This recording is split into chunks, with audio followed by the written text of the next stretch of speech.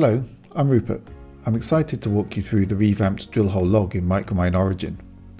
Drillhole logs in Origin have traditionally been built around report output, configuring them for PDF or print rather than as part of an interactive workflow.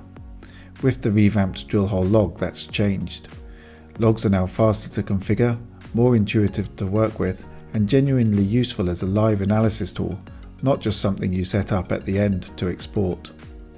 The new interface is consistent with the plot editor, configuration is more interactive, and the whole process is designed to keep you moving rather than pulling you out of your workflow. You can easily add and move columns and place legends on the log. One of the standout improvements is that the Drillhole log hooks into our existing synchronization ecosystem, meaning that you can click directly on a drill hole in the 3D viewer and immediately see the relevant section in the log, or select a point in a chart to investigate any abnormal results. These changes transform the Drillhole log from a static reporting output into an active part of your workflow, really giving you the chance to dig into the data.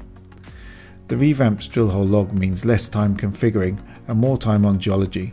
Whether you're reviewing new data in the field or deep into an interpretation workflow, your logs are now a tool that you can actually work with, right there alongside your 3D view in Origin.